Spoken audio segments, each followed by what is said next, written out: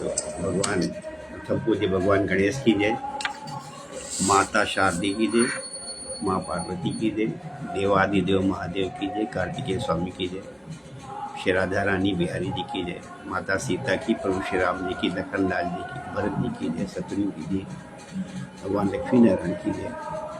अपने सदगुरु को प्रणाम है, अपने अपने माता पिता को प्रणाम है और सबके हृदय में विराजमान भगवान लक्ष्मी नारायण को प्रणाम है। तो बहुत सुंदर सुंदर हम लोग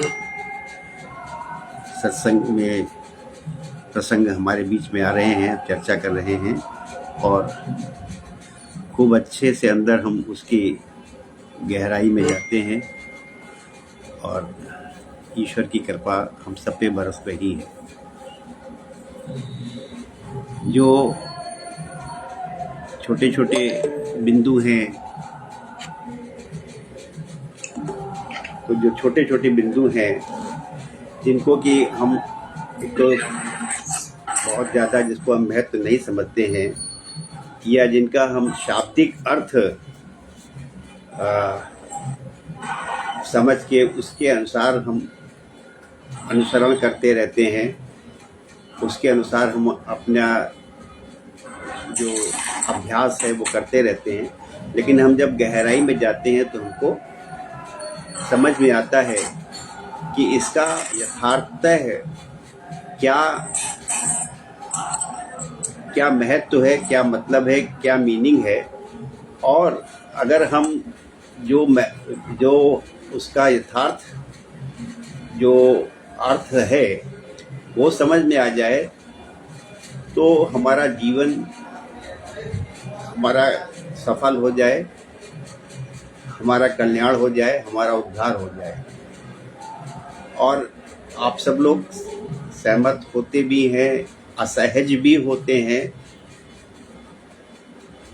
उस असहजता का कारण अगर आप समझें, हम समझें तो है यही कि अगर बहुत सहज होता इस मार्ग पे चलना, हर सिद्धांत का मर्म समझना, ज्ञान समझना इतना सहज होता, इतना सरल होता कि हमको कोई असहजता ना होती और हम सब चीज़ें पे अमल करते जाते। तो जो भगवत प्राप्ति है, जो आनंद की प्राप्ति है, जो परमानंद की प्राप्ति है, जो दुखों से छुटकारा है, जो मोक्ष की प्राप्ति है, वो फिर सभी को मिल गई होती, बहुत से लोग मिल गई होती। तो जब हम सुनते हैं कि भाई मोक्ष कई जन्मों के प्रयास के बाद मोक्ष मिलता है, भगवान की प्राप्ति होती है, कई जन्म लग जाते हैं, जन्म जन्मांतर तक चलता रहता है ये। फिर तो आपकी असहजता, हमारी असहजता भी बड़ी स्वाभाविक प्रक्रिया है। उसमें कुछ भी अस्वाभाविक नहीं है, कुछ भी गलत नहीं है। और इस असहजता से ही हम सहजता की तरफ बढ़ रहे हैं। जो चीज़ हमको असंभव लगती है, कठिन लगती है, उस कठिनाई में ही हमको मार्ग दिखाई पड़ता है। तो ईश्वर की प्राप्ति, भगवान की प्राप्ति पे जिस पे हम लोग बराबर सत्संग कर रहे हैं, चर्चा कर रहे हैं कि जिसको गीता के जितने अध्याय हैं, सारे अध्याय में उसका नामकरण योग करके हुआ है। तो योग जो है वो हम जब समझते हैं तो योग जो है, जब योग शब्द आता है तो योग का जो मतलब है, जो अंग्रेजी में इसको बोलेंगे टोटल हो जाना। बट योग जो है, जब योग शब्द आता है तो योग में जो ईश्वर की प्राप्ति है उसका मीनिंग वही है। उसके रास्ते, उसके मार्ग अलग अलग होते हैं, हो सकते हैं, लेकिन योग वही है। तो हम अभी योग के लिए, ईश्वर की प्राप्ति के लिए, या जैसे हम लोग पहले भी चर्चा कर चुके हैं कि जो ईश्वर तो हमसे कभी दूर है ही नहीं है। बस एक माया के कारण जो आवरण पड़ा हुआ है, पर्दा पड़ा हुआ, पर्दा हमसे वो हटना है, वो भ्रम हमारा दूर होना है, वो अज्ञान हमारा दूर होना है। तो हम लोग बराबर इस पर चर्चा कर रहे हैं। अच्छा, ईश्वर की कृपा चल रही है हमारी, आप लोग सुन रहे हैं, आप लोग उसको सराह भी रहे, आप कभी असहज भी हो जाते हैं, ये सब स्वाभाविक प्रक्रिया है। अच्छा होगा कभी एक ऐसा भी ऐसा समय आए, वैसे आप सब लोग कर भी रहे हो, लेकिन अभी जितना हम लोग सुन चुके हैं, खासतौर पे अभी जो हम योग से संबंधित बातचीत कर रहे हैं, इसमें आप उसको प्रस्तुत कर सके तो और आनंद की बात होगी कि आपके अंदर कितनी ग्राह्य, कितनी उसकी रिसेप्टिविटी थी, तो वो और आनंद मिल जाएगा कि आपने कितना अंदर, आपके अंदर ग्रहण हुआ। तो हमने जो है अभी तक बहुत अच्छा चर्चा की कि हमारे अष्टांग योग जो पतंजलि जी ने बताया है, उसमें 8 अंग हैं, अष्टांग हैं, 8 अंग हैं, और 8 में भी जो पहले 2 जो हैं यम और नियम, उसके 5-5 बिंदु हैं। तो हमने यम का तात्पर्य है कि हम जगत में व्यवहार करें तो क्या करना चाहिए या क्या नहीं करना चाहिए। फिर हमने नियम भी समझे कि हमको स्वयं कैसा अपने से संबंधित क्या आचरण करना चाहिए, हमें क्या क्या करना चाहिए। दूसरों के साथ तो यम में आ गया, अपने हमें कैसे क्या करना चाहिए, हमें क्या क्या करना चाहिए। तो उसमें भी हमने बड़ा अच्छा समझा कि सोच क्या है, संतोष क्या है। संतोष को लेकर के मतलब इतना अच्छा लोगों ने उसको अप्रिशिएट किया है। संतोष के ऊपर जो चर्चा हुई थी कि उसके जो व्यूअर हैं वो मैक्सिमम, अभी तक के जितने व्यूअर हुए उसमें मैक्सिमम व्यूअर संतोष के पे जो चर्चा हुई उसको लेके हुए। तो सोच क्या है, संतोष क्या है, तप क्या है, स्वाध्याय क्या है, ये सब हम लोगों ने अच्छे से समझा। अभी जो है, जो नियम के अंतर्गत जो 5 में से 5वां है वो ईश्वर प्राणिधान है, और उसके बाद फिर जो यम और नियम हो जाते हैं तो फिर अगला शुरुआत होता है कि यम, नियम, फिर आसन, फिर प्राणायाम, फिर प्रत्याहार, फिर धारणा, ध्यान और समाधि। तो ये सब बड़े बहुत ही बढ़िया बिंदु हैं, बढ़िया पॉइंट है। हम लोग आज थोड़ा सा आसन के बारे में सोचते हैं और साथ ही साथ हम लोग ईश्वर प्राणिधान पे भी चर्चा करेंगे। तो जो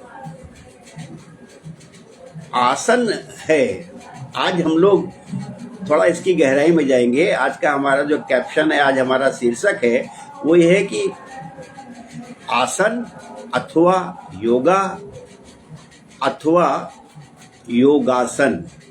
आसन या योगा या योगासन का क्या है मर्म, क्या क्या है रहस्य। तो आज हम लोग थोड़ा इस पे पहले चलते हैं कि हम लोग जो शायद सहमत होंगे इस चीज से कि इधर कुछ वर्षों में योग शब्द से परिचित जन सामान्य भी हो गया है। साधारण व्यक्ति भी, साधारण मानव भी योग शब्द से परिचित हो गया है।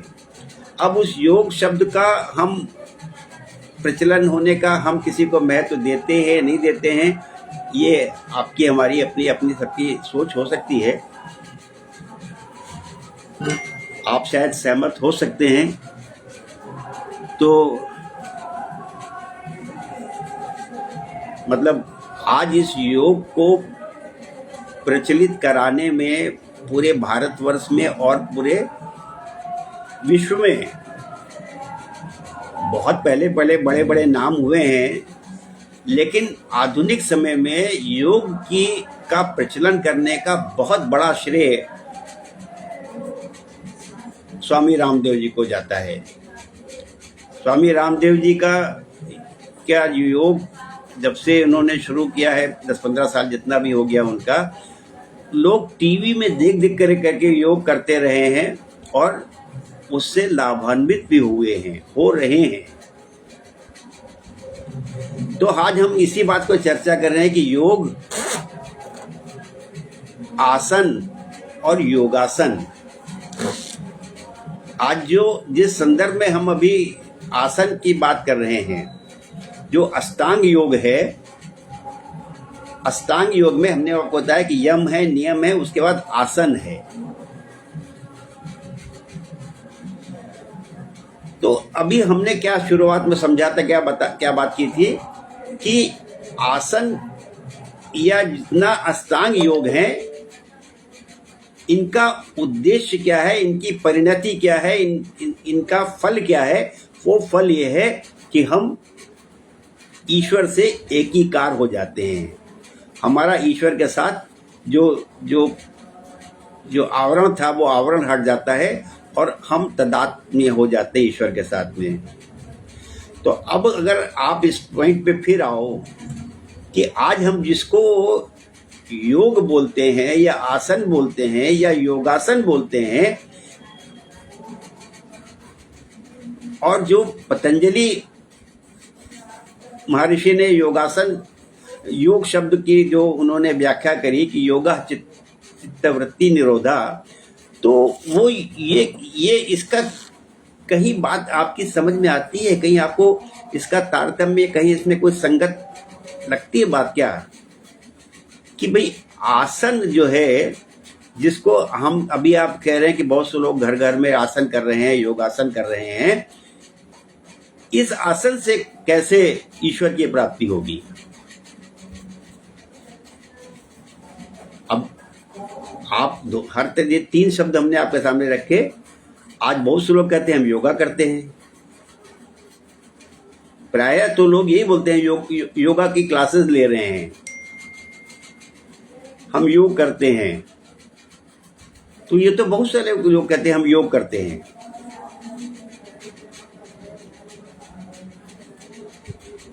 तो योग जो है, जो हम कर रहे हैं, और जो पतंजलि महर्षि ने लिखा है आसन,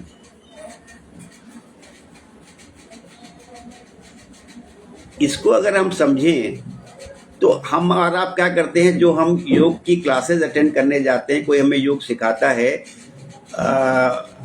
इतने विभिन्न प्रकार के आसन हैं, उसमें हम क्या करते हैं, शारीरिक जो है बहुत सी जो अपने पोस्चर्स हैं, शारीरिक पोस्चर्स जो हैं, शारीरिक पोस्चर्स जो हैं, जो उसमें हम क्या करते हैं, योग में बहुत से शारीरिक क्रियाएं करते हैं, कैसे उठना है, बैठना है, अलग अलग पक्षियों के नाम पे बहुत से उठने बैठने के हमें बहुत सी एक्सरसाइजेस करते हैं। हम कहते हैं कि हम आसन कर रहे हैं, हम आसन कर रहे हैं। तो आसन करना बिल्कुल बहुत बढ़िया बात है। आज आसन, आज योग जो है वो घर घर में लोग कर रहे हैं, मतलब महिलाएं, बच्चे, ऑफिस गोवर्स, ये सब योग कर रहे हैं। लेकिन क्या कर रहे हैं, योग, हमने कहा ना 3 शब्द हैं, आसन, योग अथवा योगासन। तो आज जो हम सब लोग कर रहे हैं वो क्या करते हैं, जो बहुत प्रचलित हो गया है, स्वामी रामदेव का नाम लें या और किसी बहुत से इसके पहले के लोगों का नाम लें, तो आज हम लोग जो है क्या करते हैं, आसन करते हैं। जहाँ पे भी चाहे किसी बहुत सारी योग के टीचर हैं, आप उनसे जाते हैं, योग सीखते हैं, योग करने के बाद फिर आपको बहुत से लाभ भी नजर आते हैं, ये अच्छी बात है। और योग का प्रचार प्रसार दिन ब दिन बढ़ा है, और पीछे 10-15 सालों में बहुत अधिक बढ़ा है। बहुत से गुरुओं का, बहुत से ऋषियों का उसमें योगदान है, स्वामी रामदेव जी जैसे महान लोगों का बहुत बड़ा योगदान है। लेकिन जो आसन आप कर रहे हो और जो पतंजलि महर्षि ने अष्टांग योग में बताया है कि ये जो है योग, जिसको चित्त वृत्ति निरोध हो जाती है, आपके चित्त में जो वृत्तियां आ रही हैं, जो लहरें आ रही हैं, जो आपके यहाँ विचार आ रहे हैं, संकल्प उठ हो रहे हैं, वो आपके शून्य हो जाए, वो खत्म हो जाए, तब आप बिल्कुल मन एकाग्र हो जाए। वो कहते हैं कि आसन भी जो है उसमें का एक स्टेप, एक कदम है। तो आज हम इसी गहराई में जा रहे हैं कि हम सब लोग कर तो रहे हैं आसन, हम सब लोग आसन करते हैं, उसको कोई योगा बोलता है, कोई योगासन बोलता है, कोई खाली आसन बोलता है। हम लोग आसन कर रहे हैं, आसन के हमारे बहुत से फायदे भी हैं, आसन से हमें बहुत से फायदे भी हैं। बहुत से जो पशुओं के नाम में मयूरासन, सर्पासन, भुजंगासन, कुक्कुटासन, बहुत सारे आसन हैं, हम सब कर रहे हैं, ताड़ासन, वृक्षासन, ये सब हम लोग कर रहे हैं। बात हम लोग जो समझना चाह रहे हैं कि इन आसनों से, जो आसन है, जो शारीरिक आपके बहुत सारे इस तरह की एक्सरसाइजेज हैं, इनसे, और जो पतंजलि महर्षि कह रहे हैं कि उससे योग हो जाएगा। वो योग का मतलब क्या है? क्या वो क्लैरिटी हमारे अंदर है कि हम जो एक्सरसाइज कर रहे हैं उससे हमारे को शारीरिक, हमारी स्वास्थ्य के हमारे को प्राप्ति होती है? तो पतंजलि जो महर्षि कह रहे हैं उसमें क्या हमको जो योग की सिद्धि होती है क्या?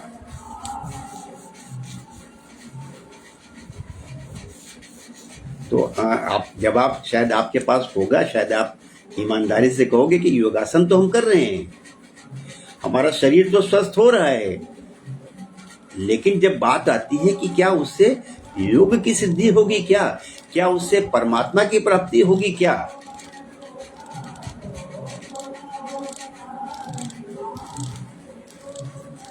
तो अब इस चीज को हम अगर समझें कि जब महर्षि पतंजलि कहते हैं कि योग जो है, आसन जो है, वो 8 अंगों में से एक है, और उस आसन से हमको ईश्वर से हमारा योग होता है। ईश्वर से हमारा ईश्वर हमारे बीच में जो एक आवरण है, वो आवरण दूर जाता है और हम एकीकार हो जाते हैं। तो हमको जल्दी समझ में आता नहीं कि ये है क्या। अब थोड़ा हम लोग पुरानी बात अगर याद करें, दोहराएं आपको, तो हम इस चीज को समझें कि पतंजलि महर्षि क्या कह रहे हैं और हम उसको समझ रहे हैं कि नहीं समझ रहे हैं। हम सब लोग खूब सारी एक्सरसाइज करते हैं, आसन करते हैं, लेकिन हम कहते हैं कि हम जो है ये पतंजलि महर्षि के हिसाब से हमें योग होगा, हमें ईश्वर से हमारा योग हो जाएगा, हमको परमानंद की प्राप्ति होगी, हमें मोक्ष की प्राप्ति होगी, ये सब हो जाएगा। तो हमारा शरीर तो स्वस्थ हो रहा है। अब जो अगर आप पूरी बात याद करो, हमें भक्ति जो है ईश्वर का साक्षात्कार जो है, जो दर्शन जो है, वो दो प्रकार के दर्शन हैं। बहुत से लोग ये जो आसन बताया गया है, जो शारीरिक जो ये हम एक्सरसाइज व्यायाम करते हैं, बहुत से लोग ये नहीं कर रहे हैं। जो ईश्वर की प्राप्ति जो लोग कर रहे हैं, वो किस लिए कर रहे हैं कि उनको शारीरिक स्वास्थ्य मिल जाए। जो लोग ईश्वर की प्राप्ति करना चाह रहे हैं, वो ये आसन नहीं कर रहे हैं। वो ये आसन कर रहे हैं, मतलब सब लोग नहीं कर रहे, जनरलाइज वे में सब लोग नहीं कर रहे हैं। क्या कर रहे हैं बहुत से लोग क्या कर रहे हैं? बहुत से लोग ये करते हैं कि जिनको जो उनके अंदर बैठा हुआ है कि मुझे भगवान की भक्ति करनी है, मुझे ईश्वर की प्राप्ति करनी है, मुझे मोक्ष प्राप्त करना है, वो उल्टा करते हैं इसका। वो शरीर को गलाते हैं, शरीर को सुखाते हैं, शरीर की उपेक्षा करते हैं और वो उसमें अपनी उपलब्धि मानते हैं। वो मानते हैं कि मैंने अपने शरीर को कष्ट दिया, मैंने शरीर को गलाया, मैंने शरीर को सुखाया, और लेकिन ये ही ईश्वर की सेवा है, वो ये मानते हैं। तो कोई जो पूजा पाठ कर रहा है, कोई ग्रंथ पढ़ रहा है, कोई आरती कर रहा है, कोई भगवान का जो है अभिषेक कर रहा है, श्रृंगार कर रहा है, वो उसी में तल्लीन है, तन्मय है। उसको ये नहीं सोच जाता ही नहीं, जब वो उस मार्ग पे है तो जाता नहीं कि भाई ये पतंजलि महर्षि ने कहा है तो हमें आसन जैसी कोई चीज भी करने की जरूरत होती है। वो पचड़ा नहीं पड़ता है। जो हेल्थ कॉन्शियस हैं वो तो आसन कर रहे हैं, लेकिन जो ईश्वर की प्राप्ति करना चाहते हैं, चाहे वो भक्ति मार्ग से चाहे ज्ञान मार्ग से, अब बहुत से लोग ज्ञान की बातें कर रहे हैं, ज्ञान कहीं सुन रहे हैं या ज्ञान किसी को दे रहे हैं, उनका शरीर बेडौल हो रहा है, उनका शरीर मान लो खराब हो रहा है, लेकिन वो उसको अपनी एक उपलब्धि मान रहे हैं, वो अपने को इसमें अच्छा मान रहे हैं। और पतंजलि कहते हैं कि अगर योग की प्राप्ति होनी है तो अगर योग होना है तो उसके लिए आसन करना पड़ेगा आपको। तो पतंजलि साहब ने क्या कह दिया फिर, ये तो बात कहीं फिट नहीं हो रही है। तो जो लोग भक्ति मार्ग पे हैं, जो ज्ञान मार्ग पे हैं, जो वैराग्य के मार्ग पे, सब कुछ छोड़ दिया, चले गए कहीं पे, चाहे घर के अंदर है, चाहे पहाड़ पे चले गए, चाहे जंगल में चले, सब कुछ छोड़ दिया। तो पतंजलि महर्षि की बात तो मान ही नहीं रहे। आसन से तो उनकी कहीं दिनचर्या में, रूटीन में उनके है ही नहीं। तो बहुत सी महिलाएं, बहुत से पुरुष वो अपनी कोई भक्ति मार्ग में भगवान की आराधना कर रहे हैं, पूजा कर रहे हैं, आरती कर रहे हैं, व्रत रख रहे हैं, तो कर रहे हैं। बहुत सी महिलाएं, ज्यादातर महिलाएं ऐसी कर रही हैं, ज्यादातर बहुत से पुराने व्यक्ति कर रहे हैं। और जो आज के लोग हैं जो आसन कर रहे हैं, वो स्वास्थ्य के दृष्टिकोण से ज्यादा कर रहे हैं। तो अब आपको याद करिए, आप ये सब चीजें बार बार आपको याद दिलाई जाती हैं, क्योंकि आप अगर उसकी आप समझ जाते हैं, निचोड़ उसको पकड़ लेते हैं, पॉइंट्स को पकड़ लेते हैं, तो आपके सामने पिक्चर क्लियर होती है। हम और आप पकड़ नहीं पा रहे हैं पॉइंट को। क्या है कि भक्ति या प्रभु का दर्शन के दो प्रकार हैं, और दो प्रकार में से जिस प्रकार को हम कर रहे हैं उसकी तुलना में या उसकी जो है सार्थकता तब है जबकि हम दूसरे प्रकार की भक्ति भी करें। अगर हम दूसरे प्रकार की भक्ति नहीं करते हैं तो जो भक्ति तथाकथित रूप से हम लोग कर रहे हैं, चाहे ज्ञान की बातें कर रहे हैं, चाहे हम जो है ऐसे पूजा पाठ की बातें कर रहे हैं, चाहे कोई ब्रह्म ज्ञान की बात करता है, वो आपका अधूरा है, वो निष्फल है। तो आपको याद अगर आ रहा हो तो क्या, जैसे हमने डोंगरी जी महाराज का ये पुस्तक से आपको एक पेज पूरा पढ़ के सुनाया था आपको कि भक्ति दो प्रकार की, एक प्रत्यक्ष और दूसरी अप्रत्यक्ष। उसी को परोक्ष और अपरोक्ष बोलते हैं। तो हम सब लोग प्रत्यक्ष भक्ति में ही यकीन कर रहे हैं, हम लोग परोक्ष भक्ति में यकीन कर रहे हैं। अपरोक्ष या अप्रत्यक्ष भक्ति में हम इन जनरल लोगों का विश्वास कम है, उस तरफ से उनका प्रयास कम है। तो जो लोग वो प्रत्यक्ष भक्ति में लगे हुए हैं, अधिकांश लोग प्रत्यक्ष भक्ति में लगे हैं, वो अपने शरीर की उपेक्षा कर रहे हैं, वो उल्टा अपने शरीर को कष्ट दे रहे हैं, वो उल्टा अपने शरीर को कष्ट दे रहे हैं कि वो सोचते हैं कि शायद भक्ति की सफलता के लिए जरूरी है कि जो है हमारा शरीर खत्म हो जाए, गल जाए, कुछ भी हो जाए, मोटा हो जाए, पतला हो जाए, कुछ भी हो जाए, वो भक्ति तो तभी सफल मानी जाएगी हमारी, जबकि हम शरीर की चिंता ही नहीं कर रहे हैं। हम शरीर की चिंता, हम भगवान की चिंता कर रहे हैं, हम ब्रह्म ज्ञान की बात कर रहे हैं। तो हम सब कुछ भूल जाए, हमारा पूरा केंद्र हमारी भगवान के ऊपर रहे या हमारे ज्ञान के ऊपर रहे।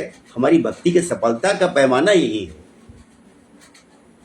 तो वो सब क्या कर रहे हैं, डोंगरे जी महाराज ने एक पुस्तक में लिखा है, हमने आपको सुनाया कि अगर हम अप्रत्यक्ष या अपरोक्ष भक्ति नहीं करते हैं तो प्रत्यक्ष भक्ति निष्फल है।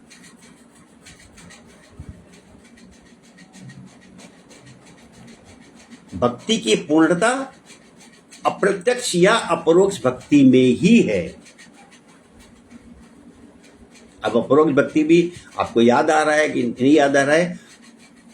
प्रत्यक्ष भक्ति जब हम भगवान का, ठाकुर का, ईश्वर का घर के मंदिर में, किसी मंदिर में जाके, किसी तीर्थ स्थान में जाकर के दर्शन करते हैं, वो सब प्रत्यक्ष भक्ति है। वो सब प्रत्यक्ष भक्ति है। जितना ज्यादातर संसार लगा हुआ है प्रत्यक्ष भक्ति में लगा हुआ है। अब प्रत्यक्ष भक्ति बहुत कठिन है, उसमें बहुत मन को नियंत्रण करके, एक मन एकाग्र करके तभी तो हम भगवान के दर्शन, भगवान के ध्यान लगाने के लिए मन पे बहुत नियंत्रण करना पड़ता है। नहीं, आपने क्या क्या प्रत्यक्ष कठिन है, अप्रत्यक्ष अप्रत्यक्ष कठिन है, क्योंकि मन नियंत्रण जब करेंगे तभी तो भगवान में ध्यान लगाएंगे। हम थोड़ी देर भी पूजा करते हैं, मन तो हर जगह लगा रहता है, खाली भगवान की फोटो लगा ली, प्रतिमा लगा के जल्दी जल्दी भोग लगाया, आरती की। ये प्रत्यक्ष भक्ति हम सबको सरल लगती है। अब प्रत्यक्ष भक्ति करने के लिए कोई बैठ नहीं सकता, आधे घंटे, 1 मिनट भी समझ लीजिए हम लोग अपने मन पे नियंत्रण नहीं कर पाते हैं। इसलिए प्रत्यक्ष भक्ति आप सही कह रही हैं। थोड़ा थोड़ा जो शब्द आपके हैं वो, उसमें शब्द में थोड़ा बहुत उतार चढ़ाव है, बट जो निचोड़ है आपकी बात का बिल्कुल सही है, निचोड़। लेकिन इसमें थोड़ी सी बात की, आपकी बात को थोड़ा और मतलब हल्का सा बढ़ाऊंगा, उसको करेक्ट करूंगा कि अप्रत्यक्ष भक्ति कठिन होने से ज्यादा उसमें विषय है, उसमें जरूरत है, हमको क्लियरिटी नहीं है, हम उस चीज से सहमत नहीं है, हम उस चीज को मानते नहीं हैं। आप जो कह रही है कि आपका मन नहीं लगता है, मन भटक जाता है, वो तो पॉइंट है, लेकिन उससे भी बड़ा पॉइंट है कि हम जो अप्रत्यक्ष भक्ति का भाव है उसको हम या तो जानते नहीं है, जानते भी हैं तो मानते नहीं हैं, जानते भी हैं तो हम मानते नहीं हैं, सहमत नहीं होते हैं। तो आपकी बात सही है, लेकिन उससे भी बड़ी बात है कि हम अप्रत्यक्ष भक्ति को स्वीकार ही नहीं कर पा रहे हैं। इन जनरल सबकी बात नहीं हो रही है। हम जब कभी कोई बातचीत करते हैं तो साधारणतया लोग क्या कर रहे हैं, उस तरह से बातचीत करते हैं। तो साधारणतया हमको प्रत्यक्ष भक्ति सरल लगती है, प्रत्यक्ष भक्ति सरल लगती है हमको, और हमको जो सिखाया गया, समझाया गया, पढ़ाया गया इस जन्म में, इसके पहले जन्म में, वो हमको यही सिखाया पढ़ाया गया है। तो प्रत्यक्ष भक्ति हमको सरल लगती है। हमको इतने भजन बने हुए हैं और हमको क्या कहा गया, यही बताया गया कि संसार छोड़ो, संसार छोड़ो, संसार के संबंध छोड़ो, संसार की वस्तुएं छोड़ो, इस भगवान में ध्यान लगाओ। तो यही हमको सीखा गया है। तो आपसे जो बात करिए, बात को थोड़ा और समझिए, कोशिश कीजिए कि अभी तो हमारी समझ ही वो वाली नहीं है, हमारी मति उस तरह की नहीं है, हम उससे सहमत ही नहीं है। हमारा तो कठिन है, सरल है, मन लगता नहीं लगता, ये बात इसके बाद आएगी। हम सहमत ही नहीं है। हमको तो जो भगवान जी का जो घर का जो मंदिर है, या जो मंदिर में जो मूर्ति है, हम उससे अलग हटके जनरली देख ही नहीं पा रहे हैं।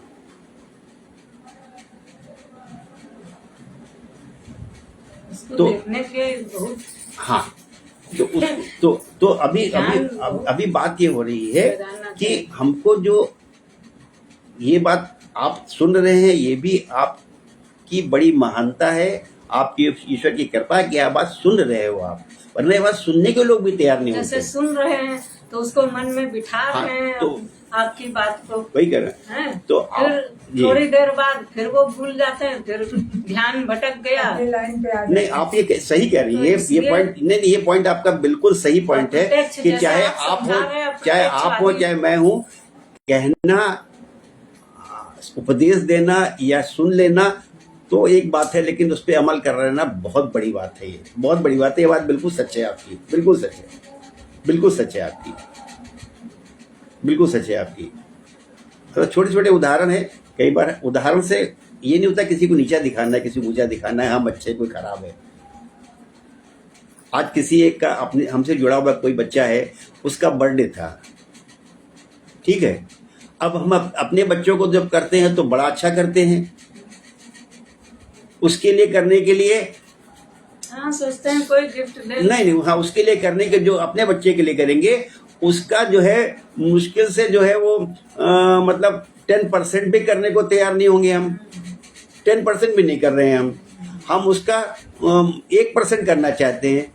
तो फिर देखो कि क्या क्या जो हम सुन रहे हैं, क्या ये संभाव वाली तो भावना कहाँ रहेगी? वही तो आपको सब यही समझा रहे हैं कि उसको प्रत्यक्ष रूप में करना कठिन है, कठिन है, ये बात आप सही कह रही हो। जैसे आप लेकिन सत्संग होने के बाद पूछते हैं, हम सब लोग बताते हैं कुछ ना कुछ ऐसा करना चाहिए, वैसा होना चाहिए, लेकिन क्या सच में हम लोग ऐसा कर पाते हैं? लेकिन क्या है ना कि ये बात हाँ हमने ये है, कुछ बदलाव तो जरूर, कुछ परिवर्तन तो आ ही रहा है। उसी पॉइंट पे आ रहे हैं कि आज जो है, अगर आपको बात को क्लियर कर देगी, जैसे अगर हम किसी को 100 का करते हैं और किसी को हम दूसरे को जो है, जो हम 1 देते हैं, 1 की जगह जिस दिन हमने 10 देना शुरू किया तो कुछ तो आगे बढ़े हम।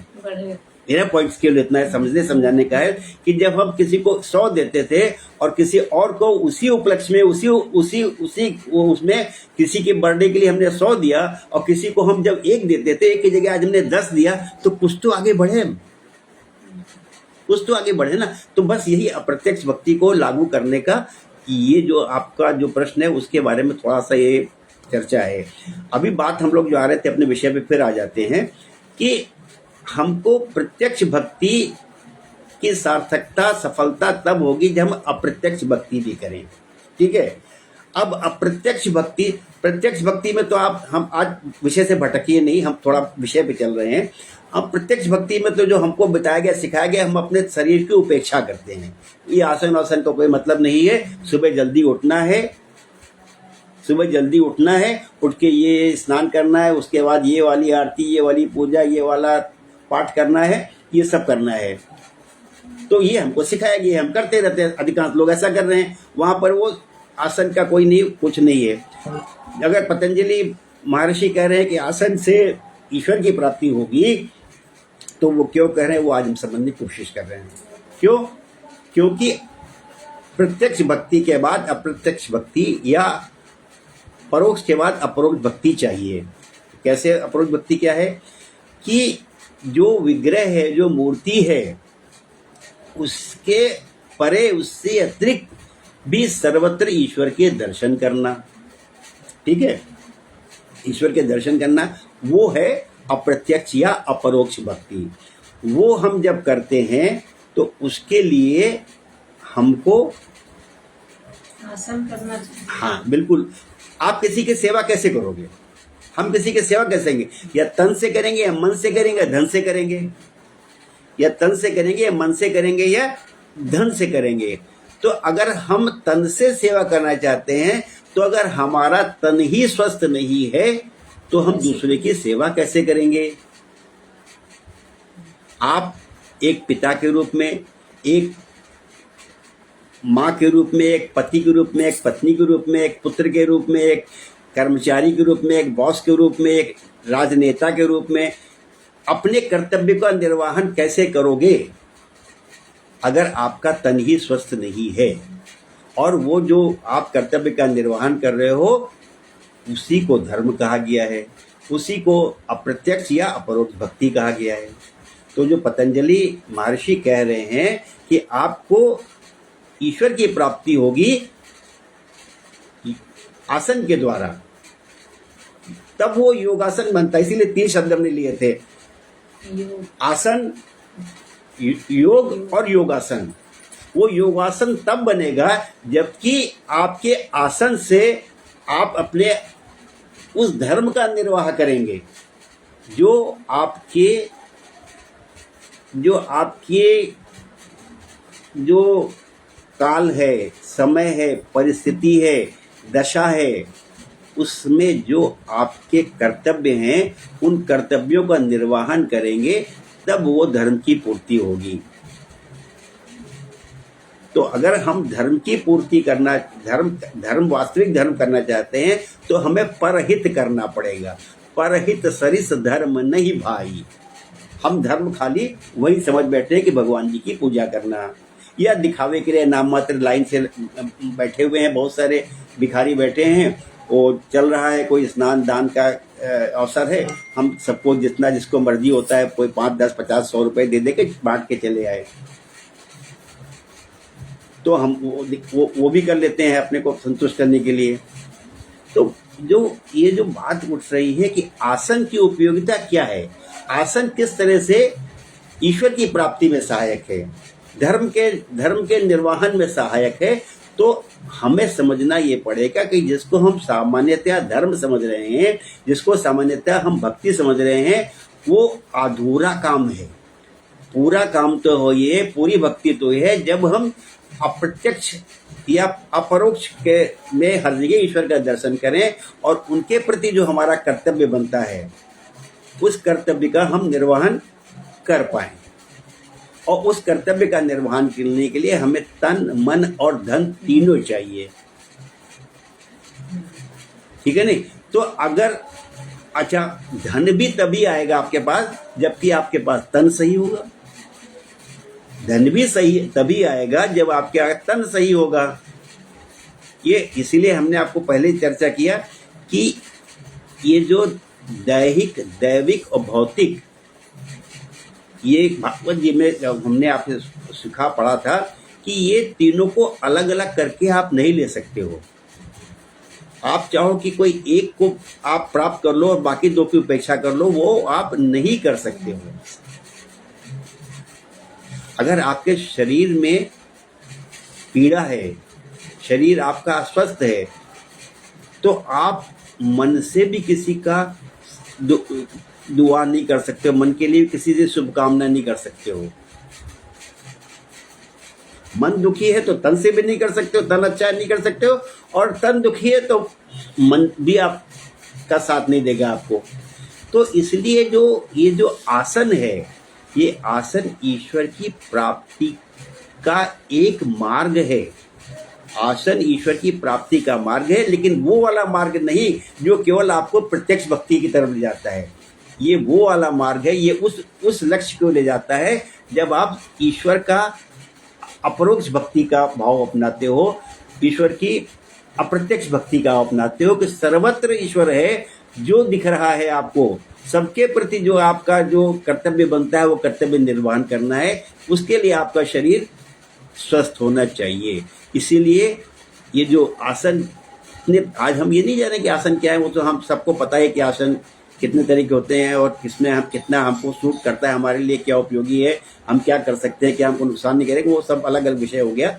आसन से धर्म की प्राप्ति होती है, आसन से ईश्वर की प्राप्ति होती है, आसन से योग की सिद्धि होती है, ये हमको क्लियर होना चाहिए। लेकिन इसमें साथ में ये भी क्लियरिटी होना चाहिए कि ये जो हम केवल प्रत्यक्ष भक्ति का करेंगे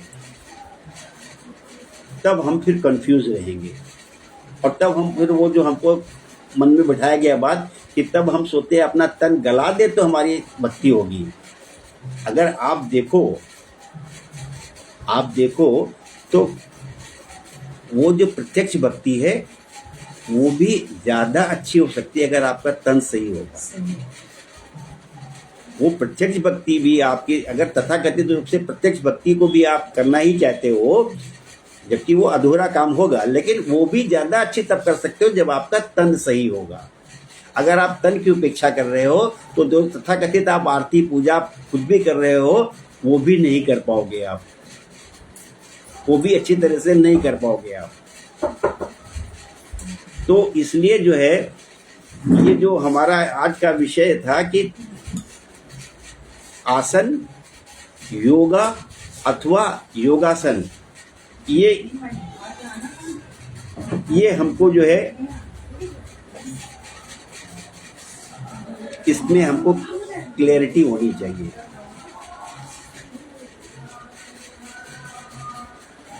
और इसको हमने बहुत और तरीके से समझने की कोशिश की है कि जो हम भगवान से कृपा, भगवान का आशीर्वाद, भगवान से चमत्कार की आशा करते हैं, क्या किसी उदाहरण में आपको लगता है कि चमत्कार से ही सब कुछ हुआ है? क्या किसी अगर चमत्कार की ही बात होती तो भगवान राम ने जब समुद्र पार करने के लिए भगवान शंकर की आराधना की तो सीधे पहले तो ये हो सकता था कि भगवान राम थे, वो तो इतनी अपनी इच्छा शक्ति से ही सीता माता को या तो जान ही नहीं देते, चली गई तो वो मंत्र की शक्ति से वापस ले आते, या भगवान शंकर ऐसा कोई मंत्र ले देते कि भगवान राम मंत्र जपते और सीधे सीधे जो है वो सीता जी इधर आ जाती।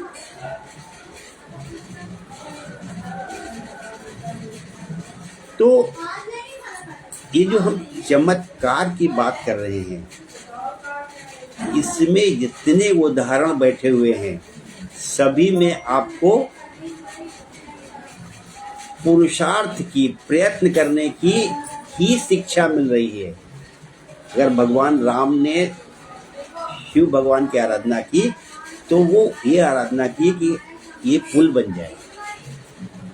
हनुमान जी जब मूर्छा हुई लक्ष्मण जी को, तो हनुमान जी की हम लोग सब लोग इतने गुणगान करते हैं, आरती पढ़ रहे हैं, चालीसा पढ़ रहे हैं और पता नहीं क्या क्या पढ़ते हैं, तो सब हो जाता है। फिर हनुमान जी को वो सुषेण वैद्य को लाने की जरूरत क्या थी?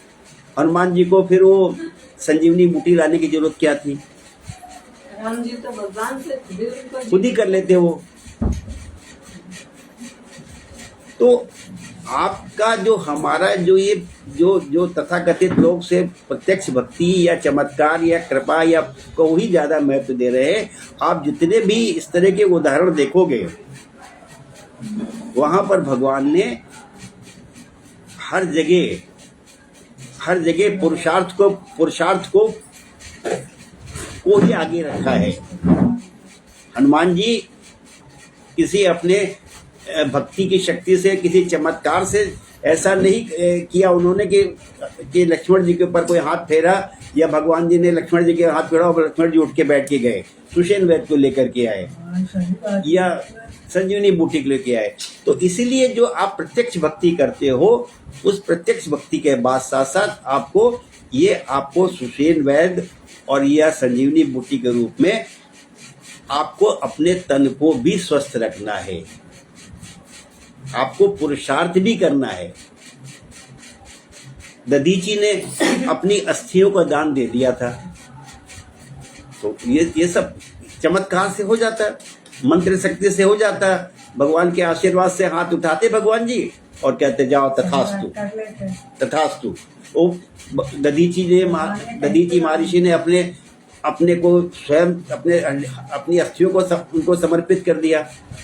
तो कुल मिलाकर के हमें और आपको ये सारे प्रकरण में ये समझनी चाहिए कि आपको तीनों भौतिक, दैहिक और दैविक, तो ये भौतिक जो आपका शरीर है या जो दैहिक आपका शरीर है, इसकी भी उपेक्षा नहीं करनी चाहिए। इसकी उपेक्षा ना करने की जगह आपको इसको भी पूरा, इसके ऊपर प्रयत्न पुरुषार्थ करना चाहिए, तभी आपका दैविक प्राप्ति होगी, तभी आपको ईश्वर की प्राप्ति होगी। तो इसलिए जो है आज को हम लोग यही इस चीज को समझने का प्रयास कर रहे हैं कि पतंजलि महर्षि ने जो आसन कहा है, उस आसन का तात्पर्य, उस आसन के द्वारा हम ईश्वर की प्राप्ति कर सकते हैं अगर हम ईश्वर के वास्तविक स्वरूप को समझते हैं, अगर हम सगुण और निर्गुण, साकार और निराकार दोनों में समन्वय करना है। अगर हम केवल सगुण में, केवल प्रत्यक्ष में ही सीमित करते हैं अपने, तो जितने दुष्परिणाम हमारे सामने आ रहे हैं ये हमारे मिसकंसेप्शन के कारण ही है। तो आप जो कह रही थी कि मन नहीं लगता, मन लगने से ज्यादा बड़ा पॉइंट है कि हमको क्लैरिटी नहीं है कि हमारी मंजिल है कहाँ, हमको पहुंचना क्या है, हमारी पूर्णता कहाँ पे होगी। हमारी पूर्णता ये होगी जब हम नर में नारायण का दर्शन करेंगे।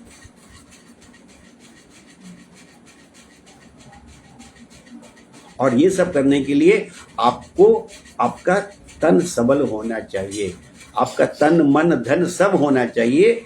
और तन के स्वास्थ्य के लिए आपको आसन करने हैं। तो ये बात को हम लोग आज यहीं पे थोड़ा विराम देते हैं कि आसन की उपयोगिता, ये आसन के द्वारा हम वास्तविक ईश्वर की प्राप्ति कर सकते हैं। बस हमारी सोच में समझ में बात आनी चाहिए। अगर हम अपनी उपेक्षा करते हैं, हम अपने शरीर की उपेक्षा करते हैं, तो हम देश समाज की जो नर में नारायण की भावना को हम उसको सफलीभूत नहीं कर सकते हैं, उसको हम सफल नहीं कर सकते हैं। तो जय श्री कृष्ण, जय श्री कृष्ण, जय श्री कृष्ण। चलिए धीरे धीरे सभी लोग जुड़ गए, ईश्वर की खूब अच्छी कृपा रही। खंडेलवाल साहब भी आ गए थे और सभी लोग जुड़ गए। भाभी जी भी तो है ही है, भाभी जी बीच में अपनी थोड़ी बात अच्छे से रख भी रही थी, तो हम लोग थोड़ा सा सबसे समझने की कोशिश करते हैं। प्रखर भैया को शायद आज कहीं जाना भी है, आज प्रखर भैया से शुरुआत करते हैं। जी सभी को प्रणाम, राधे राधे। राधे राधे राधे। बहुत अच्छा सेशन था और एज यूजुअल आपने हम लोगों को जो बने हुए हैं उससे थोड़ा झकझोरा, थोड़ा आसान नहीं होता है कोई चीजें आसानी से, मतलब एक लाइन है उससे लाइन से अलग चलना कोशिश करना तो मुश्किल ही होता है। बट आज जो आपने बताया, अभी कुछ दिनों पहले या तो मैं कहीं पढ़ रहा था या मैं कहीं सुन रहा था, थोड़ा सा उससे लिंक करके देखता हूँ कि एक्सरसाइज और योग जैसे बोलते हैं, तो आप अगर केवल आसन कर लो तो हाँ ठीक है, आपकी बॉडी को मिलेगा, लेकिन अगर आप जब उसी एक्सरसाइज को अपने ब्रेथ को मॉनिटर करते हो और उसी मॉनिटरिंग करते हुए वो आसन आप करते हो, तो आप फिर धीरे धीरे जो हमारा जो एक स्टेप है टुवर्ड्स अंडरस्टैंडिंग और रीचिंग टुवर्ड्स गॉड, परमात्मा की तरफ, उसमें हमें सहायता मिलती है। बहुत अच्छा लगा। एक तो बड़ा सीरियस आप थॉट ले रहे हो, इसको ये सुन करके बहुत सुंदर, बहुत अच्छा लगता है, बहुत सुंदर लगता है। और क्योंकि आप जो है मतलब इतनी सुंदर बात रख रहे हो कि आप एक स्टेप अभी जो आगे आने वाला उसको भी आपने समावेश कर लिया, आनंद मिल गया। अभी क्या है, यम नियम आसन फिर प्राणायाम, तो आपने प्राणायाम को अपनी बात में जोड़ दिया, तो उसमें कुछ गलत नहीं है। ये अच्छी बात है कि आप अंदर आप इतने सिंसियर और इतने सीरियस हो कि आप उस चीज को कोरिलेट जोड़ कर पा रहे हो। प्राणायाम में यही बात आगे आने वाली हुई है अभी। तो ये तो लेकिन अच्छा लगा, बहुत अच्छा लगा, बहुत अच्छा लगा। चलिए भाभी जी आप बताइए कुछ। सभी को राधे राधे। हाँ राधे राधे। हाँ मुझे तुमने बताया था इसलिए हमने कहा पहला मौका तुमको हो जाएगा। राधे राधे। राधे राधे। भाभी जी आप बताइए कुछ अपनी बात। राधे राधे सभी को, जय श्री कृष्ण। क्या बताएं, आपने बताया योग करके अब प्रत्यक्ष भक्ति की जा सकती है ना। जी जी जी। तो योग तो हम लोग करते नहीं है, और प्रत्यक्ष भक्ति कैसे करें? भक्ति हम लोग प्रत्यक्ष ही करते हैं, तो इसके बारे में आप बताइए हम लोगों को। नहीं अच्छा प्रश्न है। आप योग एक तो आप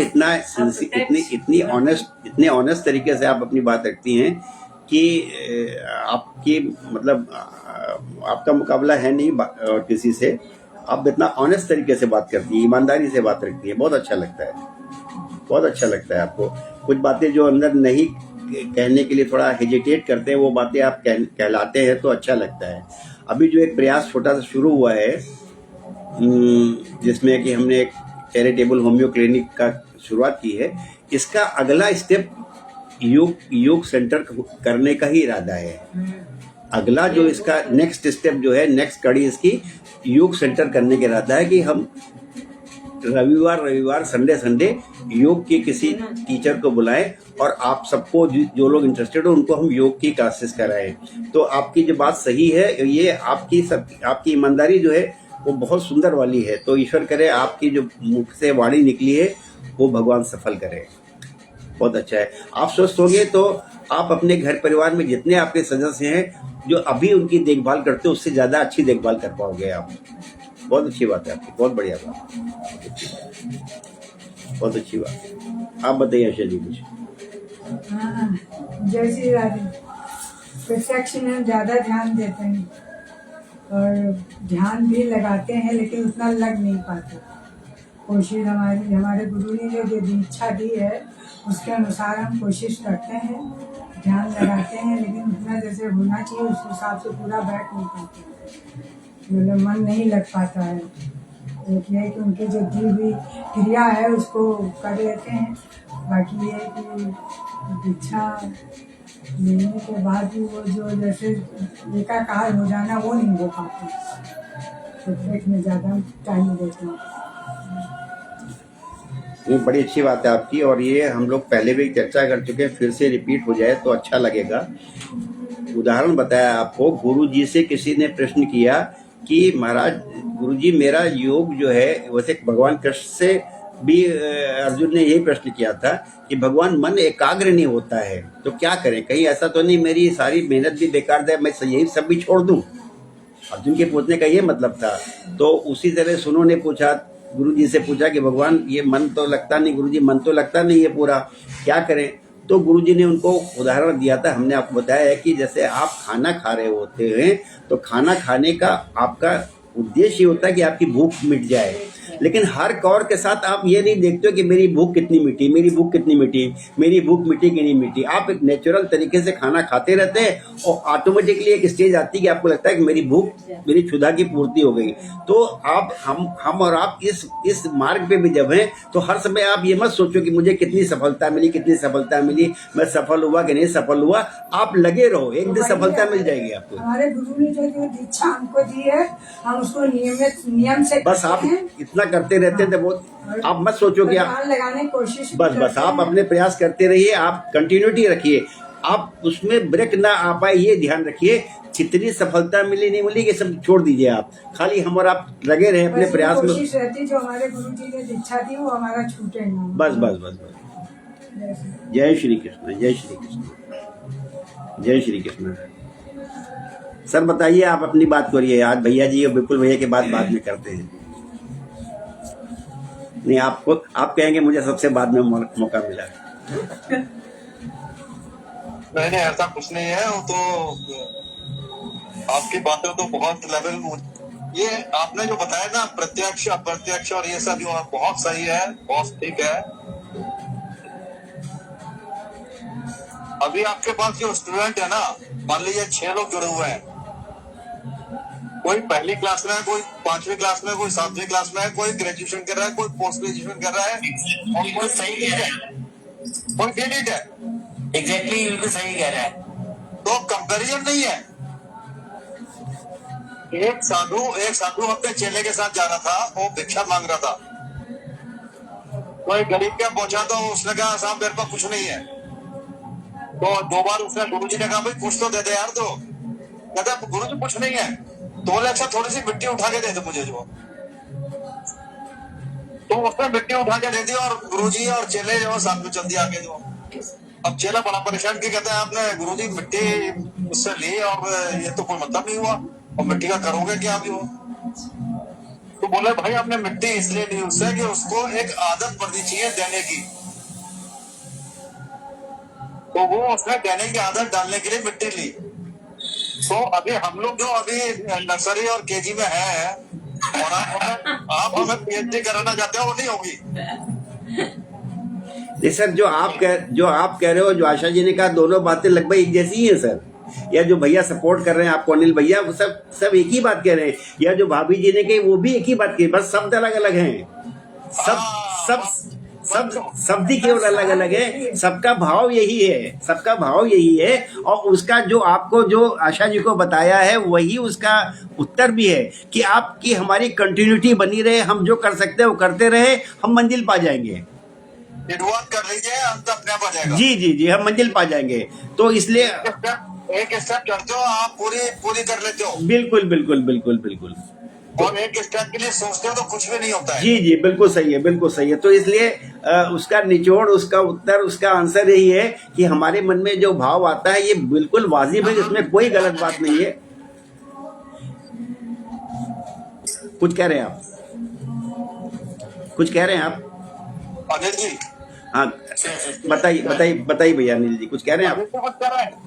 नहीं, मैं खाली एक ही बात कह रहा हूँ कि कोई भी काम करिए, उसमें कंटिन्यूटी रहेगी, तभी उसमें प्रोग्रेस मिलेगी, नहीं तो नहीं मिलेगी। बस। तो इसलिए ये प्रश्न अगर हम ना रखें कि किसी ने हमसे ध्यान में, हमसे आगे, किसी की लेवल, किसी की अचीवमेंट ध्यान में हमसे ज़्यादा बड़ा है और हमारा ध्यान का लेवल अभी उतना नहीं है, हम कच्चे हैं, वो चीज़ अगर हम ना लाएं ध्यान में कि हर कौर में संतुष्टि मिल रही कि नहीं मिल रही है, मेरी क्षुधा की पूर्ति होगी नहीं, वो चीज़ सोचने की जरूरत ही नहीं है। हम और आप जुड़े हुए हैं, यही बहुत बड़ी चीज़ है, यही काफ़ी है। भाई बाबा रामदेव के मैं 2 बार जाके आया, और बाबा रामदेव जो 2.5 घंटा कंटिन्यूस करते हैं, शायद एक भी चेला उनका, जितने जो 1000, 2000, 5000, 10,000 लोग आते हैं, एक भी आदमी 2.5 घंटा नहीं कर सकता है। जी जी, तो देयर इज नो कंपैरिजन। बिल्कुल सर। तो इसलिए आपने जो कहा, उसका उत्तर भी आप ही दे रहे हो कि कोई कंपैरिजन नहीं है, कोई पीएचडी और उसका कोई मतलब ही नहीं है। बस आप और हम जुड़े हुए हैं, यही पर्याप्त है। नहीं, मतलब है। आपने कहा कि आपने क्या बोला था अभी? कुछ प्रत्यक्ष की बात कर रहे हैं क्या? प्रत्यक्ष और अप्रत्यक्ष। जी। तो प्रत्यक्ष तो करो भाई, अप्रत्यक्ष के लिए पहुंचने के लिए प्रत्यक्ष करना पड़ेगा। हाँ, बिल्कुल करना पड़ेगा। उस पर कभी और अलग से किसी दिन आएंगे हम। भारतीय दर्शन में, हमारे धर्म दर्शन में दोनों चीजों को इम्पोर्टेंस दी गई है। आप जो बात कह रहे हो, आप सब्जेक्ट संक्षेप में अगर कहा जाए, दूसरे धर्म जो हमको विरोध करते हैं, हमको गलत मानते हैं, वो हमारे प्रत्यक्ष भक्ति के कारण ही मानते हैं, इसीलिए हमको वो काफिर बोलते हैं। लेकिन हमारे यहाँ प्रत्यक्ष भक्ति का, सगुण भक्ति का भी पूरा उसके पीछे लॉजिक है, उसके पीछे तर्क है। वो अभी हम चर्चा इस छोटे से सेशन में नहीं करेंगे, लेकिन और पहले कर भी चुके हैं। लेकिन हमको किसी भी सूरत में प्रत्यक्ष भक्ति छोड़नी नहीं है। आपने जो प्रश्न कहा है, उस प्रश्न का जवाब मैं दे रहा हूं कि हमारे यहाँ आशा जी बैठी हुई हैं, हम इनकी सब पूजा में शामिल होते हैं, सब पूजा में इनका साथ देते हैं। हम कभी ये नहीं कहते कि हम ये पूजा करने से फायदा क्या है, या ये व्रत रखने से फायदा क्या है, या मैं एकादशी नहीं रखूंगा, या मैं जगन्नाथ जी की पूजा में नहीं बैठूंगा, या मैं इस पूजा में नहीं बैठूंगा। तो इसलिए जो है, यही तो फर्क पड़ जाता है कि हमको जरा सा कुछ समझ में आने लगा, हमने कहा ये तो हम नहीं, ठाकुर की पूजा नहीं करेंगे, भागवत चले, भागवत में नहीं जाएंगे, हमको बहुत ज्ञान है, हम भागवत में नहीं जाएंगे। तो रेगुलर जाते थे। और क्या। तो इसलिए जो है, ये हमको प्रत्यक्ष भक्ति, सगुण भक्ति किसी हालत में छोड़नी ही नहीं है। ये बहुत इंपॉर्टेंट है। इसके पीछे बहुत सारे कारण है। हमारा दर्शन बहुत विचित्र है बॉस।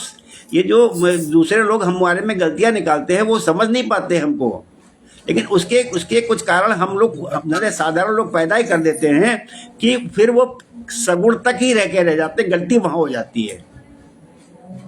फिर वो सगुण तक ही रह जाते, गलती वहां से शुरू हो जाती है। सगुण वो समझ नहीं पाते, गलत बात बोल रहे हो, हम लोग समझा नहीं पाते उन्हें। जी, हमको खुद ज्ञान नहीं है। जी। अगर आप कुमार विश्वास को सुनेंगे तो एक एक बात को वो गले के नीचे उतारते हैं और बड़ा लॉजिक बताते हैं आप। बिल्कुल सही कह रहे हैं, बिल्कुल सही कह रहे हैं। चलिए, बहुत अच्छा लगा। राधे राधे राधे राधे राधे राधे। अनिल भैया जी बताइए आप। राधे राधे राधे राधे। बेकार है। नबिता जी शायद डिस्कनेक्ट हो गए, कुछ उनका काम रहा होगा, जो भी होगा। चलो भैया, अनिल भैया बोलिए आप।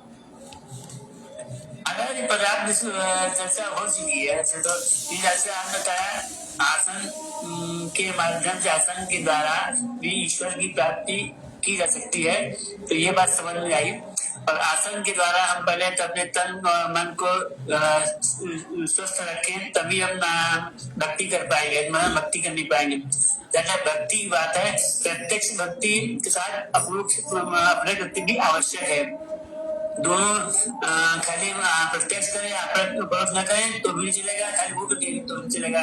तो प्रत्यक्ष के साथ में अप्रत्यक्ष भक्ति भी हमें करना ही चाहिए। अक्सर हम समझते हैं प्रत्यक्ष भक्ति से ज्यादा जल्दी ईश्वर की प्राप्ति होगी। बहुत सही है, बहुत हम जैसे कहा ना हमने कि परहित भाई, आज के जमाने हम परहित कर ले, भले पूजा न करें, वो सबसे बड़ी पूजा है। बहुत सुंदर। अभी एक उदाहरण आया था कि शिव जी ने अपने पंडित जी जा रहे थे भगवान जगन्नाथ दर्शन करने के लिए, लगभग 100 रुपये वजवाए जगन्नाथ जी की वो। तो जब रास्ते में निकले, उनको रास्ते में कई भूखे और कई जरूरतमंद लोग दिखे, तो उन्होंने उनकी सेवा कर दी। जो 100 रुपये उनको मिले तो उन्होंने 100 रुपये 98 खर्चे 2 रुपये कैश चढ़ा दिया। तो वो भगवान ने जो 98 वो स्वीकार किए, जो 2 रुपये कैश चढ़ा वो नहीं स्वीकार किया। बहुत बढ़िया उदाहरण है। हमने भी वो वाला यूट्यूब वीडियो सुना है। बहुत बढ़िया उदाहरण है कि वो 98 रुपए वास्तविकता में भगवान ने माना कि हमको मिले हैं। वो आपने भी सुना, वो अभी कुछ दिन पहले आया था कि वो 98 रुपए जो लोगों को सेवा करते गए, लोगों की जरूरत पूरी करते गए, वही भगवान ने स्वीकार किए। बाकी 2 रुपए जो नकद चढ़ाए थे वो तो ठाकुर, उसको तो माना ही नहीं उन्होंने। तो बहुत अच्छा उदाहरण दिया, बहुत बढ़िया अच्छा उदाहरण दिया। मैं समझता हूँ कि आप करते भी हैं, बहुत, आप तो स्वयं करते भी हैं। चलो प्रभु की कृपा है, आप सब लोगों का आशीर्वाद रहे, शुभकामनाएं रहे, अच्छा रहे, बढ़िया रहे। राधे राधे। गोकुल भैया जी बताइए। जी सब लोग तो सब खैर बोल ही चुके हैं, लेकिन जैसे कि आपने बताया कि सबसे सुबह जैसे आपने की थी कि ईश्वर दूर नहीं है अगर माया का पर्दा हट जाए ना। आपने यहाँ से शायद शुरुआत की थी। माया का पर्दा जो है वो उसमें बाधा डालता है ईश्वर को प्राप्ति करने के लिए। और ईश्वर की प्राप्ति के लिए जैसे आपने बताया कि पतंजलि ऋषि बहुत पूरे नियम बनाए हैं, यम नियम बाकी आसन प्राणायाम सब बनाया है। तो आज का जो आपने टॉपिक लिया था आसन,